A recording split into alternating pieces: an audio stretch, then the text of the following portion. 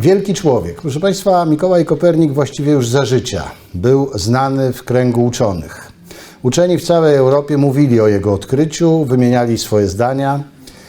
Byli ludzie zainteresowani wydaniem jego dzieła jeszcze wcześniej, zanim dotarł do niego Jerzy Joachim Retyk, któremu w końcu udało się tego dokonać.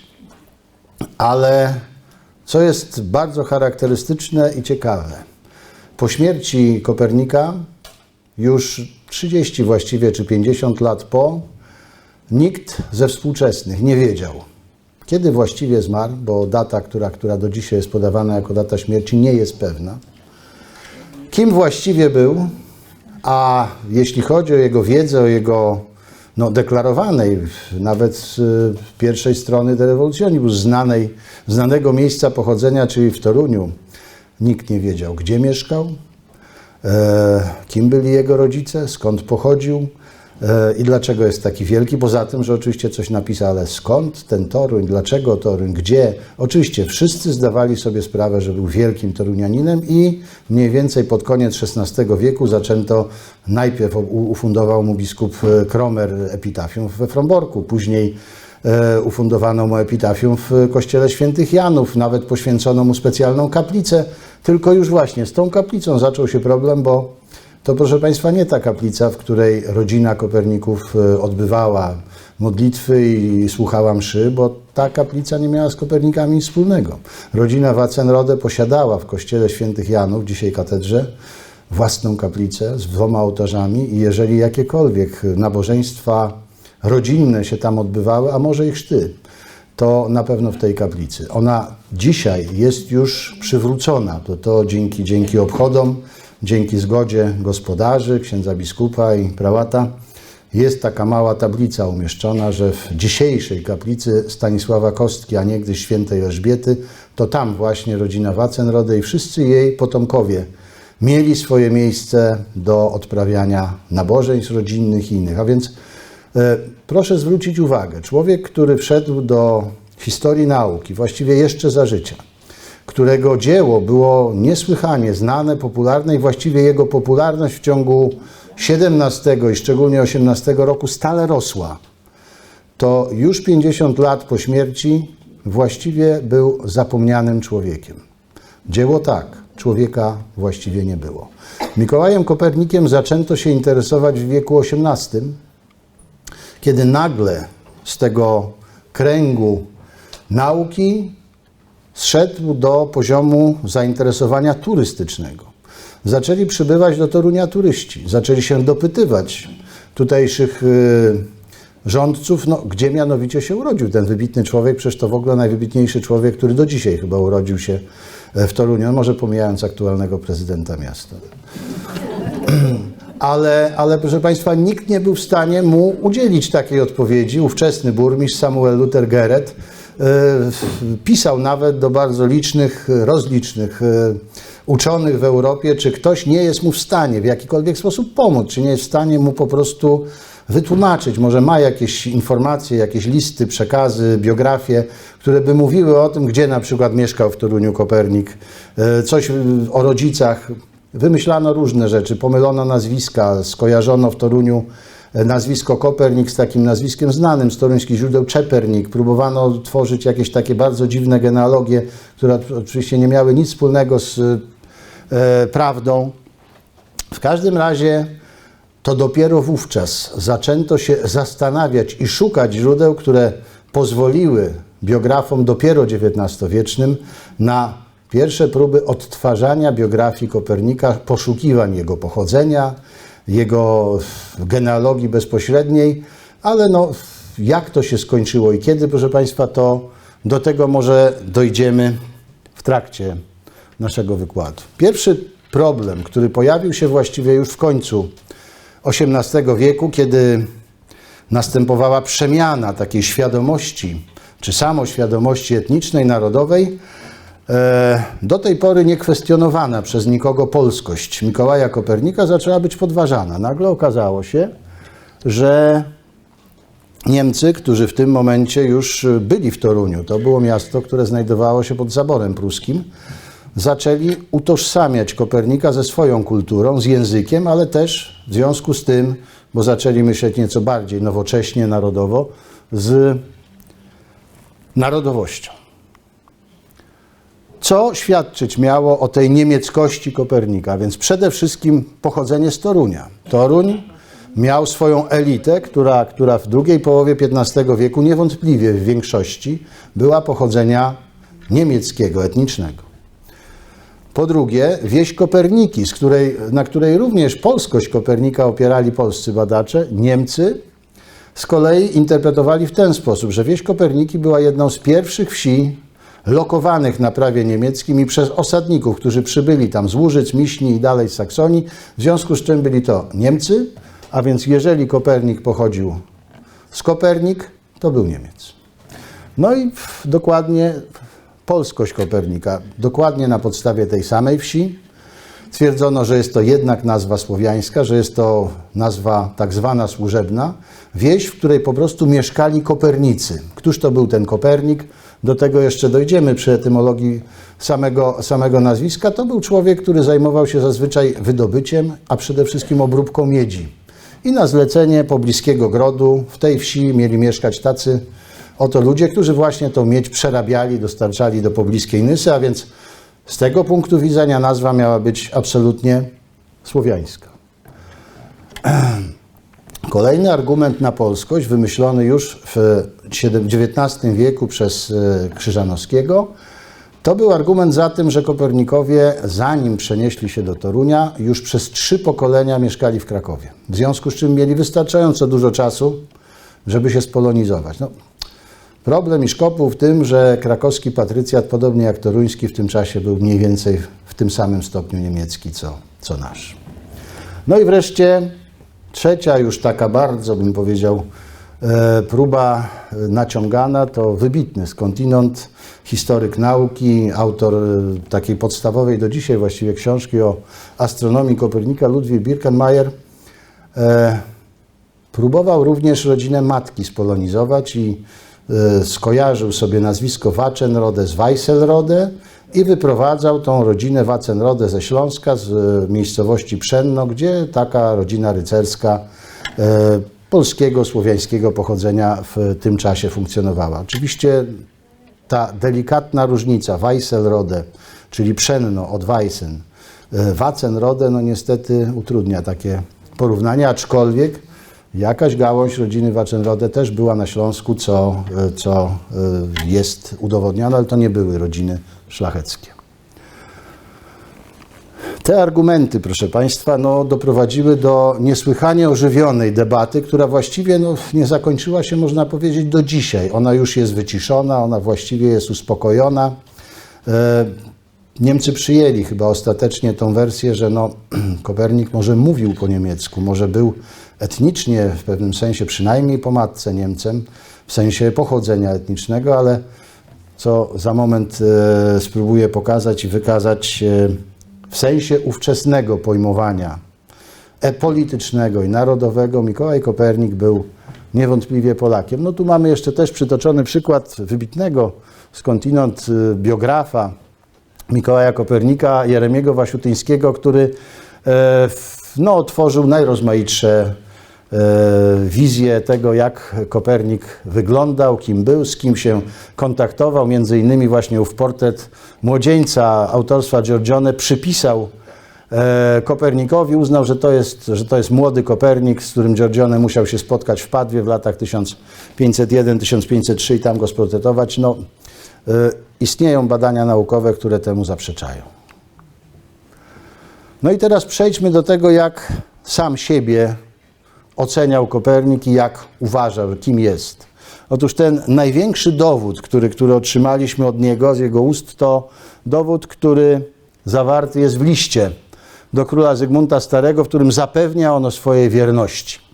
No i musimy tu skonstatować, że przez całe życie, od momentu urodzenia aż do śmierci, Mikołaj Kopernik mieszkał, urodził się, mieszkał i zmarł w Królestwie Polskim. Mikołaj Kopernik był kolejno poddanym 4 królów polskich, co zgodnie z ówczesnymi normami prawnymi czyniło go Polakiem. A to Nie będę może czytał w całości, ale niech Państwo sobie przeczytają, szczególnie ten wytłuszczony fragment listu Kopernika w imieniu kapituły warmińskiej do króla, w którym wydaje się, że no nie może być bardziej jeszcze dosłownej i dobitnej deklaracji swojej przynależności politycznej aniżeli ta.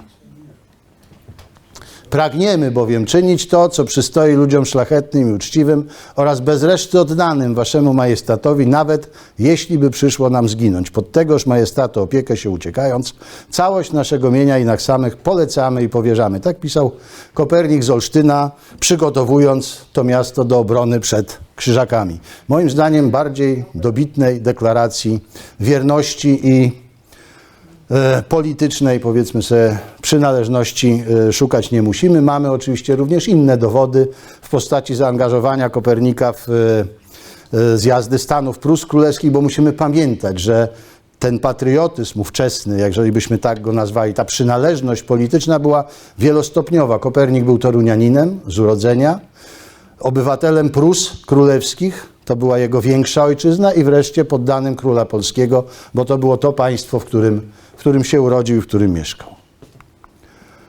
No więc teraz, proszę Państwa, żeby trochę to osłabić, to wracamy do tej rodziny Wackenrode, którą na przykład Ludwik Birkenmeier chciał tak bardzo spolonizować.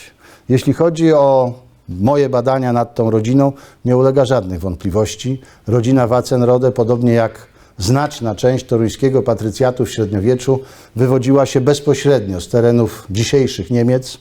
Dokładnie możemy wskazać miejscowość niedaleko granicy niemiecko-belgijskiej. Dzisiaj ona nosi nazwę Watzerath. W wieku XV zapisywano ją właśnie Wackenrode. Mamy tutaj niżej te przykłady zapisów, z których najprawdopodobniej przodkowie matki Kopernika przenieśli się do jednego z pobliskich miast kupieckich, Sest bądź Dortmundu, a stamtąd, proszę Państwa, w końcu XIII wieku i na początku wieku XIV przeniosło się do Torunia, i to mniej więcej w podobnym czasie, w przeciągu 2 pokoleń, no około 40, 50, a może nawet więcej rodzin patrycjuszowskich, które bardzo szybko, bo to byli bogaci przedstawiciele rodzin hanzeatyckich, rodzin kupieckich, które handlowały w całej Europie, bardzo szybko przejęli w tym mieście władzę i stanowili później co najmniej przez następne 2 stulecia elitę polityczną Torunia. Mamy tutaj oczywiście przedstawiciela tej rodziny, najwybitniejszego człowieka, który odegrał olbrzymią rolę w życiu Kopernika, jego wuja, biskupa warmińskiego Łukasza Wackenrode, i obok herb tej rodziny. No a teraz, proszę Państwa, przejdźmy do rodziny ojca. O tej rodzinie nie wiadomo było właściwie do niedawna nic. Jeśli chodzi o genezę samego nazwiska, no to musimy wrócić już do tego, o czym rozmawialiśmy. Początkowo próbowano tą nazwę rodziny, nazwisko Kopernik wywodzić od pospolitego Kopru. To, proszę Państwa, było bardzo proste, ale jak się wydaje, obserwując miejsca zamieszkania Koperników w średniowieczu, rozmieszczenie tego nazwiska, przede wszystkim związanego ze Śląskiem, wydaje się, że bez poważniejszych problemów możemy przyjąć, że tą podstawową, najważniejszą tezą, którą można postawić, jeśli chodzi o etnologię nazwiska, to teza, że pochodziło ono od 2 członów. Koper, ten człon mógł pochodzić od niemieckiego Kupfer, bądź od łacińskiego Cuprum, to bardzo blisko, czyli miedź, i słowiańska końcówka nik, bardzo częsta w polskim języku, kończąca właśnie takie określenia odzawodowe. Nazwisko to mogło się ukształtować właśnie na pograniczu polsko-niemieckim na Śląsku, w rejonie między dzisiejszym Wałbrzychem a Śląskiem Opawskim, nawet biorąc go też pod uwagę, tam, gdzie mianowicie w średniowieczu wydobywano przede wszystkim srebro i złoto, bo to były te kopaliny najważniejsze, ale to, jak Państwo być może sobie z tego nie zdają sprawy, srebro i złoto zawsze towarzyszyło przeważającym złożom miedzi. A więc jeżeli wydobywano złoto i srebro, to też trzeba było zrobić z tym mniej szlachetnym metalem i trzeba było go przerabiać, i też nim handlowano. Była to bardzo, bardzo kopalina pożyteczna, można było z niej na przykład produkować kotły. I co jest bardzo charakterystyczne, w Polsce to słowo, czy w Królestwie Polskim, na terenach Królestwa Polskiego, to słowo Kopernik nie funkcjonowało, ponieważ w Polsce taki rzemieślnik, który zajmował się przerabianiem miedzi, właśnie od tego najważniejszego przedmiotu, który z miedzi produkowano, był określany jako kotlarz. No i proszę Państwa, teraz znowu. Otóż z moich badań wynika, że pochodzenia rodziny astronoma nie można łączyć ze wsią Koperniki. Geneza nazwy tej wsi i geneza nazwiska oczywiście jest tożsama, bo w tych Kopernikach mieszkali Kopernicy. Ale to nie znaczy, że ci Kopernicy.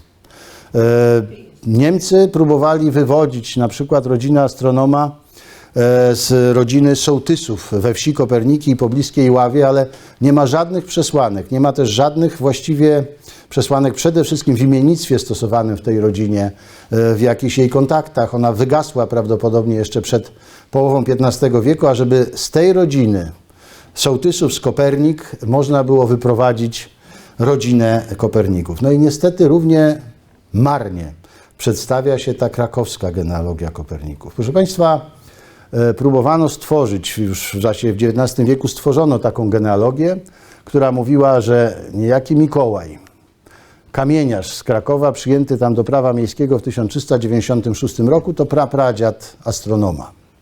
Jego synem miał być niejaki Jan Kopernik, który znany jest ze źródeł krakowskich, no, z lat 1433, wcześniej był znany do 42. Ten 29 to jest mój dodatek. I tenże Jan miał być dziadem naszego astronoma, czyli ojcem jego ojca Mikołaja. Ale spójrzmy tylko na tego jeszcze Jana. Teraz, bo tu musimy cofnąć. Spójrzmy na tego Jana. Ten Jan jeszcze w roku 1429 występuje jako człowiek bardzo młody. Jako człowiek, który dopiero właściwie dorabia się. W roku 1433 zostaje tak zwanym młodszym kupcem, a więc można powiedzieć, że podejmuje swoje pierwsze działania kupieckie samodzielne, a dopiero w 1437 roku zostaje obywatelem krakowskim, a więc można przyjąć, że mniej więcej około tego roku żeni się, wiemy nawet z kim, z córką krakowskiego, bogatego kupca Piotra Bazgerda. No więc jeżeli tak, proszę Państwa, nie wiem dlaczego tego wcześniejsi biografowie Kopernika nie zauważyli, to nie ma możliwości, ażeby Jan Kopernik był ojcem Mikołaja Kopernika, który już w 1437 roku, proszę zwrócić uwagę, różnica 10 lat, jest już samodzielnym, ale jeszcze nieosiadłym, młodym kupcem.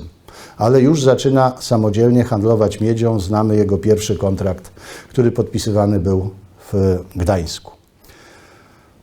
Mnie na pewien ślad pochodzenia Koperników naprowadziły studia nad taką rodziną mieszczańską z Nysy, która tam w księgach określana jest zawsze jako Coppersmith.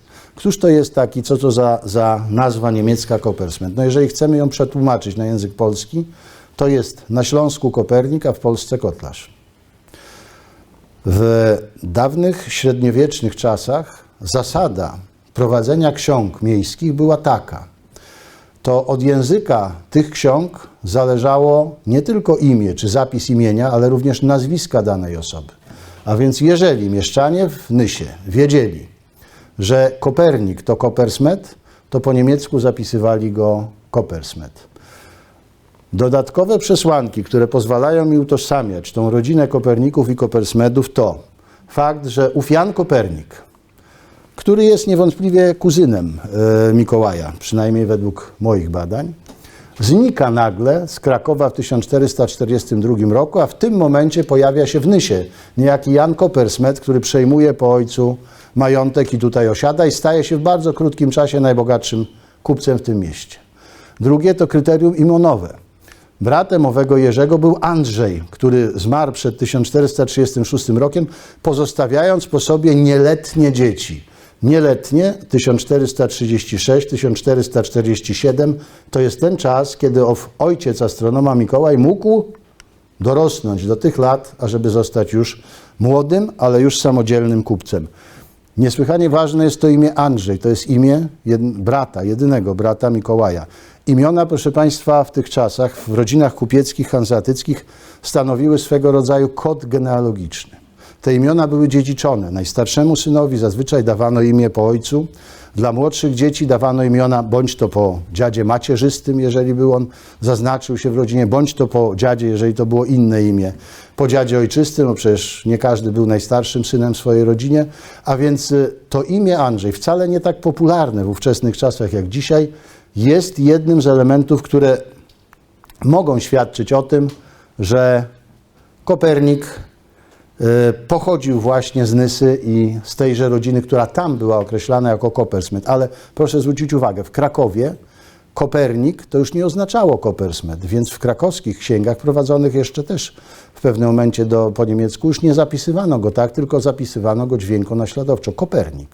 W Toruniu również Kopernik, Kupfersmed, to był po polsku kotlarz, więc zapisywano Kopernika jako Kopernika, a nie Kupfersmeda. Aczkolwiek są też zapisy akurat z Torunia pochodzące, kiedy to nazwisko jest w dwóch wersjach językowych.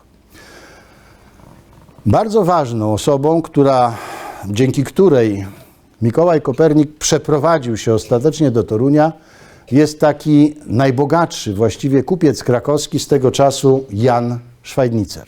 Ten Jan Schweidnitzer to jest postać niesłychanie ciekawa, tu trzeba by było jeszcze ten problem rozwinąć. Kraków i Toruń były miastami, które ze sobą konkurowały. Oba miasta dysponowały tak zwanym prawem składu, które z jednej strony utrudniało Torunianom podróże do dzisiejszej Słowacji, czyli jak to wówczas mówiono, na Górne Węgry, bo tam kupowali ci Torunianie miedź, żeby ją sprzedać na zachodzie Europy. Zablokować to chcieli koniecznie i ostatecznie uzyskali taki przywilej od króla Kazimierza Wielkiego krakowianie. Natomiast w pewnym sensie w rewanżu kupcy toruńscy uzyskali w 1400 roku prawo składu od wielkiego mistrza krzyżackiego, żeby znowu zablokować handel Krakowa bezpośrednio z Gdańskiem, żeby jednak w tym handlu nadal uczestniczyć i przynajmniej przejmować to, co krakowianie chcieli i nie tylko. Zresztą wszyscy ludzie z ówczesnego Królestwa Polskiego chcieli sprzedać w Gdańsku. Te dwa prawa składu spowodowały tyle, że kupcy krakowscy i toruńscy zostali zmuszeni do współpracy, bo kupiec zawsze wymyśli sobie jakiś sposób, żeby obejść prawo, prawda?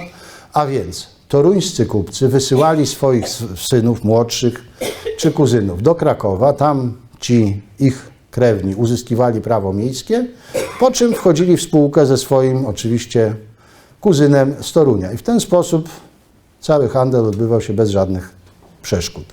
Podobnie uczynił właśnie ów Jan Schweidnitzer, który nawet w roku 1442 porzucił Kraków, mimo że był tam najbogatszym kupcem i tamtejszym burmistrzem. Przeniósł się do Torunia, mieszkał tutaj przez 7 lat, osadził tu swojego syna Jerzego, załatwił mu, że tak powiem, zakup zupełnie porządnej kamienicy, to jest dzisiejszy Pałac Dąbskich, wprowadził do ławy miejskiej i w roku 1447 zadowolony z siebie powrócił do Krakowa, na nowo stał się rajcą krakowskim i burmistrzem tego miasta. Schweidnitzerowie są w Toruniu. W 1454 roku jako reprezentant między innymi Jana Schweidnitzera i 2 innych kupców do Prus wyruszył młody Mikołaj Kopernik, ojciec astronoma. Miał odebrać tutaj dług, jaki zaciągnęli mieszkańcy Gdańska i Torunia u kardynała Oleśnickiego. Ten dług, proszę Państwa, był bardzo jasny, prosty. Znaczy, u kardynała, przepraszam, to już zaciągnęli ten dług u kupców krakowskich, żeby kardynałowi Oleśnickiemu przekazać te pieniądze. W ten sposób powinienem powiedzieć. Dzisiaj to by się nazywało łapówka. Wtedy nie mówiono aż tak ostro. Te pieniądze dla kardynała zostały przekazane po to, żeby wielce szanowny kardynał poparł kwestię inkorporacji Prus do korony. A więc żeby poparł te plany Torunian i Gdańszczan, które ostatecznie doprowadziły do włączenia do Królestwa Polskiego Prus Królewskich i do znalezienia się tego, żeby Toruń znalazł się w Królestwie Polskim. Po załatwieniu swoich spraw w Gdańsku, Gdańsk był bogaty, tam ta spłata długów była znacznie szybsza, Mikołaj Kopernik przybył do Torunia. Do niedawna sądzono, że pojawił się tutaj dopiero w 1458 roku, bo z tego roku pochodził pierwszy wpis, gdzie on już występuje jako właściwie obywatel toruński i jako pośrednik. Proszę Państwa, to jest ciąg dalszy między kupcami gdańskimi a krakowskimi. Ale według moich badań Mikołaj Kopernik pojawił się w Toruniu już w 1455 roku i wtedy został odnotowany w spisie podatkowym w kamienicy, która zresztą należała też do Szwajdnicerów, bo właśnie dzięki temu Jerzemu Szwajdnicerowi on pewnie tutaj osiadł. Moje przypuszczenia idą nawet dalej, proszę Państwa, prawdopodobnie ów Jan Szwajdnicer, dzięki któremu Kopernik znalazł się w Toruniu, musiał być też z rodziną Koperników, Kopersmedów z Nysy spokrewniony, spowinowacony przynajmniej. Kto wie, czy nie był mężem siostry owego Jerzego i Andrzeja Kopersmedów z Nysy. Na tego typu koligację wskazuje fakt, że w 1422 roku Jan Szwajdnicer, czy Szwajdnic jeszcze tak zapisany, w Nysie funduje ołtarz. No, powiedzmy sobie tak, no, nigdzie więcej ten Szwajdnic nie występuje w Nysie, to prawdopodobnie ów krakowianin Jan Szwajdnicer, być może właśnie ta fundacja ołtarza jest związana z jego zbliżeniem się do mieszczan nyskich i być może właśnie tam zaistniałym orzenkiem. W każdym razie późniejsze, bardzo bliskie związki Szwajdnicera i z Janem Kopernikiem, i z Mikołajem Kopernikiem upoważniają do postawienia takiej tezy, że to mogli być ludzie nawet ze sobą spowinowaceni, czy nawet w przypadku owego Jerzego spokrewnieni, bo to był prawdopodobnie ich kuzyn po prostu. No i teraz, jeżeli, proszę Państwa, weźmiemy to pod uwagę, to nie dziwi fakt, że Jerzy Szwajdnicer, mieszkaniec dzisiejszego Pałacu Dąbskich, swojego spowinowacenego i spokrewnionego ze sobą kuzyna z Nysy i Krakowa, Mikołaja Kopernika, żeni, a przynajmniej pośredniczy w ślubie, z panną Barbarą Wacenrodę, która mieszka w kamienicy obok, czyli w dzisiejszym hotelu Gromada, tej wyższej części. No w tym momencie, proszę Państwa, bo to był zawsze też taka straszna zagwozdka dla biografów Kopernika, no jak taki noworyż, jakiś Mikołaj Kopernik przyjeżdża sobie do Torunia i żeni się nagle, właściwie nie wiadomo skąd, z jedną z najbogatszych panien w Toruniu. No bo rodzina Wacenrodów należała niewątpliwie do bardzo ścisłej czołówki elity tego miasta. No więc to tłumaczy w pewnym sensie ten fakt. No i teraz wreszcie, proszę Państwa, kolejna zagadka, którą udało mi się nie tyle może rozwiązać, czy zmienić pewne rozwiązania. To jest taka najstarsza tablica, stara genealogia Koperników, która jeszcze funkcjonowała w naszym domu Kopernika, ale w tej poprzedniej wystawie, dzisiaj zresztą też jest tam umieszczona. We wszystkich starszych biografiach Mikołaja Kopernika Mikołaj Kopernik funkcjonuje jako najmłodsze dziecko w swojej rodzinie. Skąd się wziął taki pomysł? Mianowicie w genealogii, którą opracował Stanisław Bornbach w końcu XVI wieku, to pisarz gdański pochodzący z Warszawy, została zamieszczona też rodzina Koperników, czyli potomstwo Barbary Wacenrode i Mikołaja Kopernika, ale zostało tam zamieszczone dlaczego? Dlatego, że cała ta genealogia poświęcona jest potomkom siostry tejże Barbary, Krystyny Wacenrode, która wyszła za mąż za burmistrza toruńskiego Tylmana von Ahlen. Ale czym się różnią te dwa ujęcia? Dla wszystkich potomków Krystyny Wacenrode i Tylmana von Ahlen Stanisław Bornbach zna dokładne daty urodzenia dzieci, ich orzenków i śmierci. W przypadku dzieci Mikołaja Kopernika i Barbary Wacenrode Bornbach znał tylko imiona, które wymienił w tej swojej genealogii w następującej kolejności: Andrzej, Barbara, Katarzyna, Mikołaj. Pierwszy właściwie z takich wybitnych, wielkich biografów Kopernika, Leopold Prowe, bez żadnych wahań uznał, że jest to kolejność rodzenia się dzieci w tej rodzinie.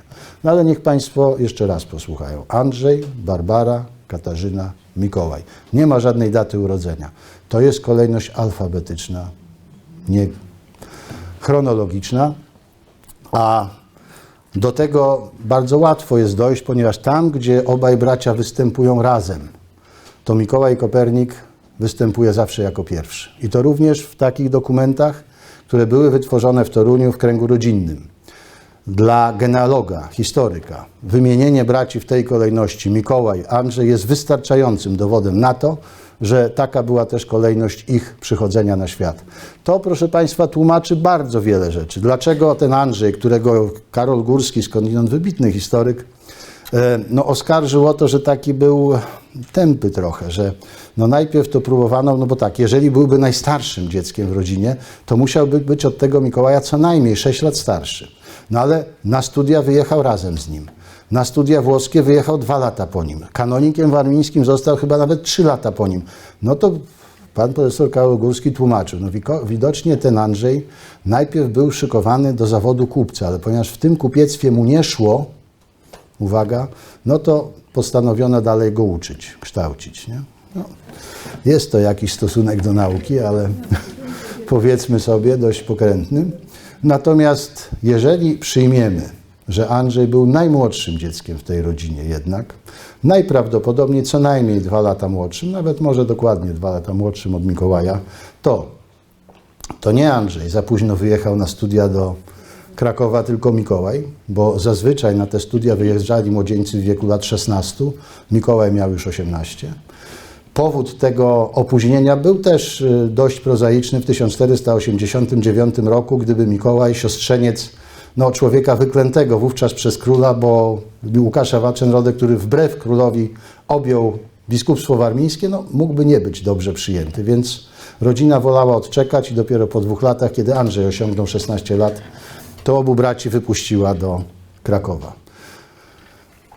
Po drugie, to wtedy wszystko pasuje. Ten Andrzej po prostu był młodszy, więc wuj go awansował trochę później, żeby on z kolei mógł dojrzeć do tych godności, które miał sprawować, i to wcale nie oznacza, że był od brata głupszy, mniej zdolny. Miał znacznie mniej szczęścia, ponieważ podczas studiów włoskich, i to właściwie zaważyło na jego tragicznym losie, nabawił się bardzo wstydliwej choroby podobnej do trądu. Możemy z dużą dozą prawdopodobieństwa ustalić, że była to rzeżączka przyniesiona przez żołnierzy Kolumba do Europy, która niestety spowodowała, że Andrzej Kopernik żadnej wielkiej kariery już potem nie zrobił. No i wreszcie, proszę Państwa, ta zagadka, która od XVIII wieku towarzyszyła władzom Torunia, mianowicie, gdzie się urodził Mikołaj Kopernik? Otóż ten Samuel Luther Geret, o którym wspominałem, burmistrz toruński z XVIII wieku, nagabywany przez tych, wtedy już naprzykrzających się turystów, postanowił jednak wskazać jakiś dom, w którym się ten Kopernik urodził, i wskazał.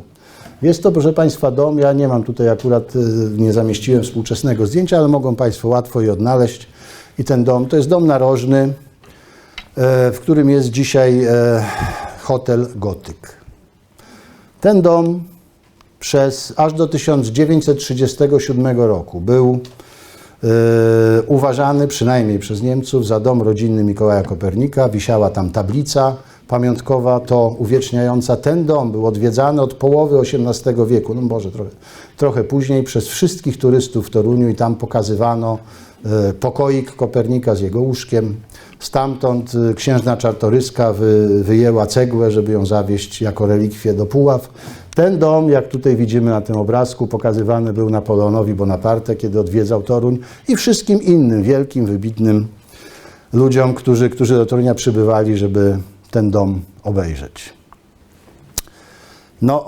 Jeszcze w XIX wieku niemiecki historyk, ale równocześnie burmistrz Torunia, Georg Bender, na podstawie źródeł mu dostępnych stwierdził, że to jednak nie dom Kopernika 40 był miejscem urodzenia Kopernika, a przynajmniej nie ten dom należał do rodziców Kopernika, tylko dom przy ulicy Kopernika 17. To jest ten dom. Bender obliczył to w ten sposób, że w spisie podatkowym, który był przeprowadzany według tak zwanej kolejności topograficznej, policzył, że na rogu ulicy Ducha Świętego i dzisiejszej Kopernika mieszkał kowal, i w trzecim domu za tym kowalem to był dom, który należał w 1462 roku do Mikołaja Kopernika, który on otrzymał od swojego teścia, powiedzmy sobie, jego żona otrzymała w posagu. Ten dom, jeżeli Państwo pamiętają, tutaj, w tym miejscu, miał do niedawna jeszcze, kilka lat temu jeszcze, jak pamiętam, taki napis Dom Kopernika. Tam już go nie ma, prawda? Bo w roku 1973 początkujący wówczas młody historyk Tomasz Jasiński sprawdził i stwierdził, że Georg Bender pomylił się o jeden dom, bo w tym spisie akurat podatkowym, z którego korzystał Bender, pominięto jedną kamienicę od tego narożnika. To nie trzecia, czwarta, czyli ta większa. Szczęśliwie, proszę Państwa, obie te kamienice dzisiaj stanowią Muzeum Kopernika, więc nic się nie zmieniło, zmieniło się tylko położenie tego napisu. On teraz jest tutaj na tych drzwiach, tak? Tutaj wisi. No ja mogę tylko potwierdzić to, co wtedy ustalił Tomasz Jasiński, że niewątpliwie tym domem, który należał do kupca Mikołaja Kopernika, był dom przy Kopernika 15. To była kamienica, która posiadała swoje zaplecze gospodarcze sięgające aż do ulicy Rabiańskiej i drugi wjazd od ulicy Ducha Świętego. Ten domek nie nadawał się do prowadzenia jakiejkolwiek działalności kupieckiej, bo to była tak zwana buda. To był dom bez zaplecza gospodarczego. Kupiec bez magazynu, bez wjazdu na zaplecze, gdzie można było towary składować, no to właściwie nie mógł funkcjonować, więc można było od razu na początku ten dom wykluczyć jako dom, w którym mógł mieszkać bogaty kupiec, który zajmuje się handlem hurtowym jednak, bo to był duży handel, który prowadził Kopernik. Ale to nie koniec zagadki z domami Kopernika, bowiem w 1468 roku ojciec Mikołaja Kopernika kupił połowę kamienicy przy rynku 36. To jest kamienica, która dzisiaj, proszę Państwa, nie istnieje. Kiedyś była piękną kamienicą, właściwie w niewielkim stopniu ustępującej sąsiedniej kamienicy pod Gwiazdą. Ona została na początku XX wieku zburzona przez kupca Lesera, który przebudował dwie sąsiednie kamienice, funkcjonujący właściwie do dzisiaj na prawach PEDET-u dom towarowy. Dzisiaj to może już nie jest państwowy dom towarowy jak kiedyś, ale to Państwo pamiętają, taki tam był. No i teraz, proszę Państwa, bardzo długo zastanawiali się biografowie Kopernika wcześniej, kiedy mianowicie Kopernik przeprowadził się ze swoją rodziną do tego domu, bo w 1480 sprzedał ten dom przy ulicy Świętej Anny. No więc moja odpowiedź jest następująca. Nie musiał się przeprowadzać i czekać aż do 1480, ponieważ już w końcu XIV wieku połowa tej kamienicy należała do rodziny Wackenrode. I Mikołaj Kopernik, ojciec astronoma, nie kupował połowy kamienicy, tylko dokupował tą brakującą. Jest to najbogatsza pierzeja rynkowa, ta pierzeja wschodnia. Jest to pierzeja, przy której przechodzi główny właściwie szlak handlowy przez Toruń od bramy żeglarskiej do bramy chełmińskiej. Biorąc to pod uwagę, należy przyjąć, że tak bogaty kupiec jak Mikołaj Kopernik, dla którego położenie kamienicy miało olbrzymi wpływ na to, jacy do niego, że tak powiem, dotrą klienci i jakie on będzie miał możliwości handlowania. Poza tym był to jednak bogaty mieszczanin, który pełnił wysokie funkcje. Ten dom przy ulicy Świętej Anny był wówczas położony na uboczu. Tamtędy już nie przechodził żaden szlak handlowy, bo szlak handlowy przechodził przez prom. Za moment powstanie most przy ulicy Żeglarskiej. Jeżeli już kupcy wjeżdżali do miasta, to wjeżdżali albo przez bramę mostową, albo przez bramę żeglarską z portu. Natomiast brama starotoruńska, do której prowadziła ulica Świętej Anny, dzisiejsza Kopernika, straciła już jakiekolwiek znaczenie dla handlu i nie była wcale potrzebna. Więc mamy jeszcze 5 lat między 1468 rokiem a 1473, ażeby Mikołaj Kopernik razem z rodziną przeprowadził się do kamienicy przy rynku i mogą Państwo dzisiaj przeczytać na obu tych kamienicach, zarówno tej Kopernika 15, jak i tutaj rynku 36. Wiszą dzisiaj też dwie takie kamienice. Znowu mamy 2 domy urodzenia Kopernika. Napisy na obu sam komponowałem, więc tam na Kopernika jest napisane, że tam się prawdopodobnie urodził Mikołaj Kopernik, a tutaj, że zapewne.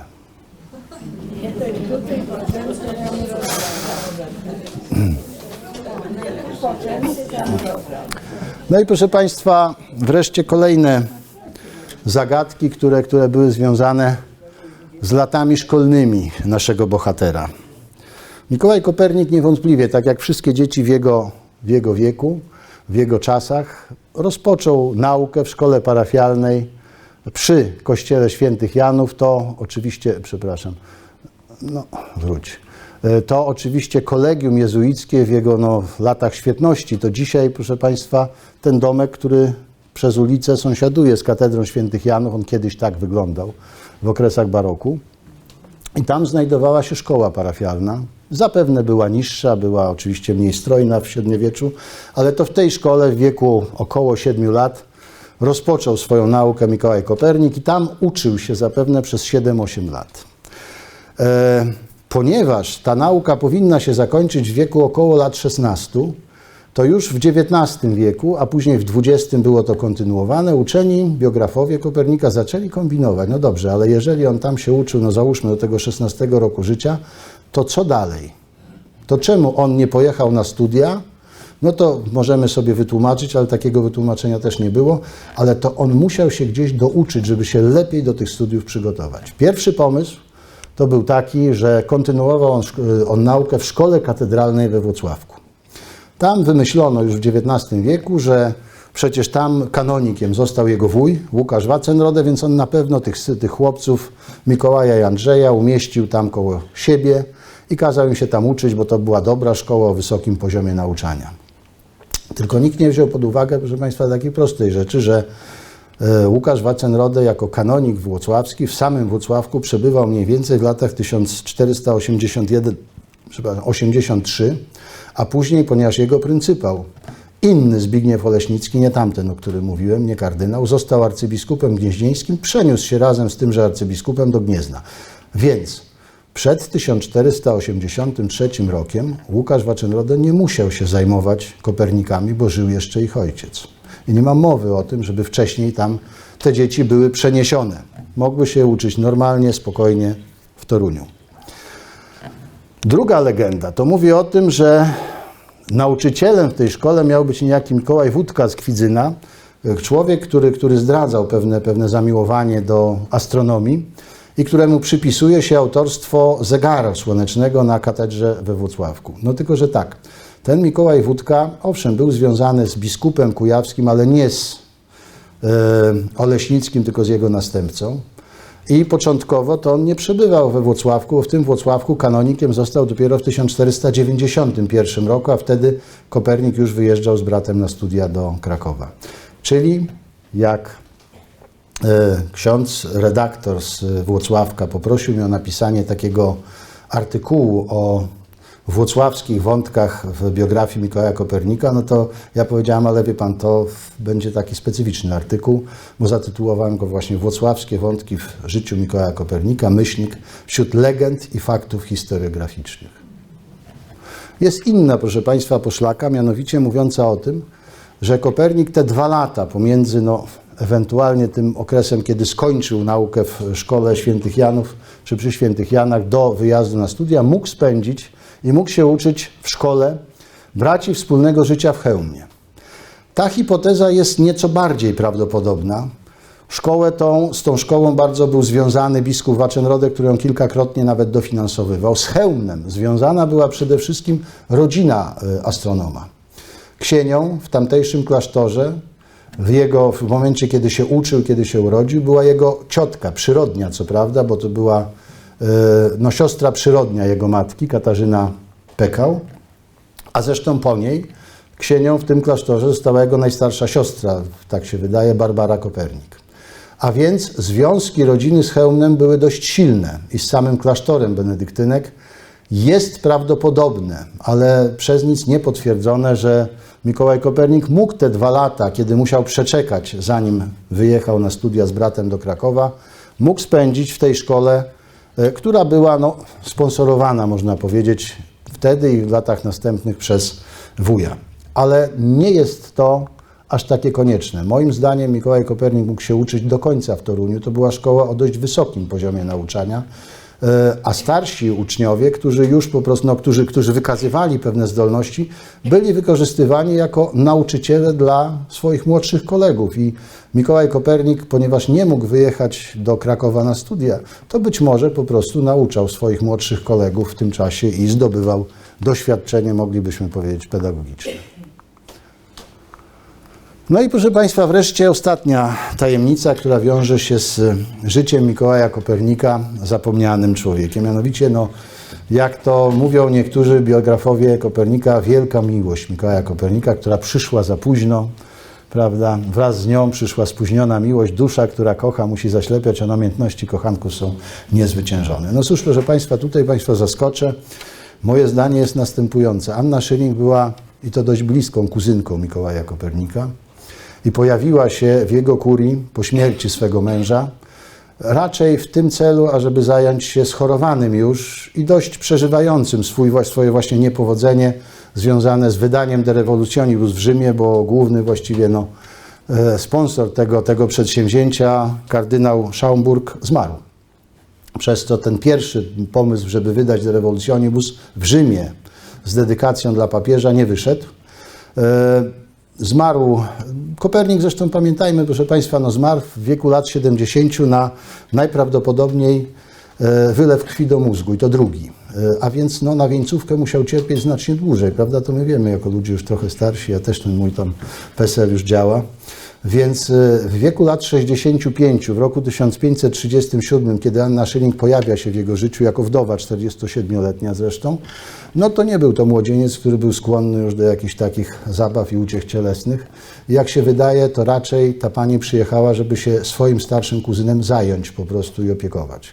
A to, że to raziło współbraci i oni nie mogli na to patrzeć, że ona tam jest, bo ona jest bogata, bo ona była dobrze ubrana, bo ona miała skrzynię ze swoimi ubraniami, bo ją było stać potem, kiedy musiała opuścić kurię Kopernika, żeby sobie kupić dom na dole. Kamienicę, w której prawdopodobnie jeszcze przez jakiś czas mieszkała przed powrotem do Gdańska, to już musiało po prostu naszych współbraci razić. Więc mamy tutaj jeszcze te dodatkowe fakty, które Państwu przytaczałem.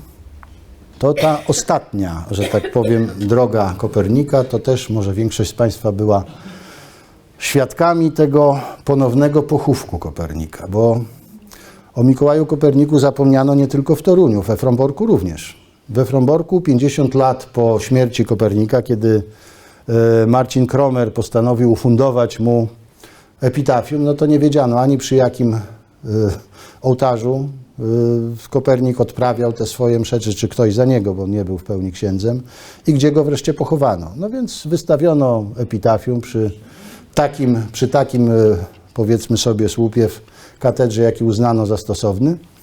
I kilkanaście lat temu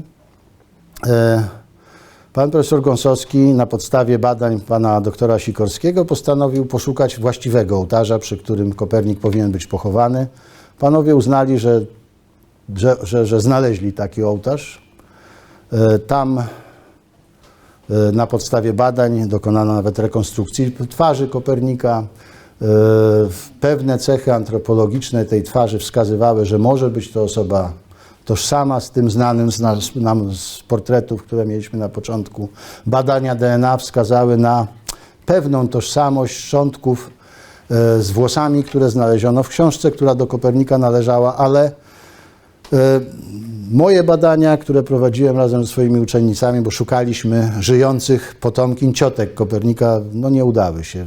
Te potomkinie wymarły nam wszystkie w pierwszej połowie XVIII wieku, więc to się nie udało. Te badania są kontestowane. Nie ma właściwie do dzisiaj pełnej zgody na to, że znalezione we Fromborku szczątki to szczątki Kopernika. Są pewne zastrzeżenia antropologów, przede wszystkim również genetyków. Te badania, które prowadził zespół pana profesora Gąsowskiego, nie zostały poddane weryfikacji przez innych uczonych, a więc powiedzmy sobie, nie możemy się do końca przynajmniej zgodzić z tym, że to jest Kopernik, ale pogrzeb był. Byliśmy też jego obserwatorami, bo ten kondukt przeciągnął, prawda, od Torunia przez Olsztyn, Dobre Miasto, Lidzbark, Ornetę, Pieniężno, wreszcie skończył się we Fromborku. I ja tylko powtórzę, ostatnio nawet na wczorajszej chyba sesji jeden z moich kolegów po fachu stwierdził, że ja nie powinienem takich rzeczy mówić, ale kiedy pytano mnie w katedrze toruńskiej, czy ja wierzę w to, że to są szczątki Mikołaja Kopernika, to powiedziałem, wie pan, to jest miejsce święte, tu trzeba wierzyć. I cóż, proszę Państwa, i puenta na koniec, dzięki tym badaniom, które są prowadzone usilnie od drugiej połowy XIX wieku do dzisiaj, mogę dzisiaj powiedzieć, że nasza wiedza o Mikołaju Koperniku, jego pochodzeniu, młodości i życiu prywatnym jest znacznie większa niż kilkadziesiąt lat po jego śmierci i jeszcze kilka lat temu. Dziękuję bardzo.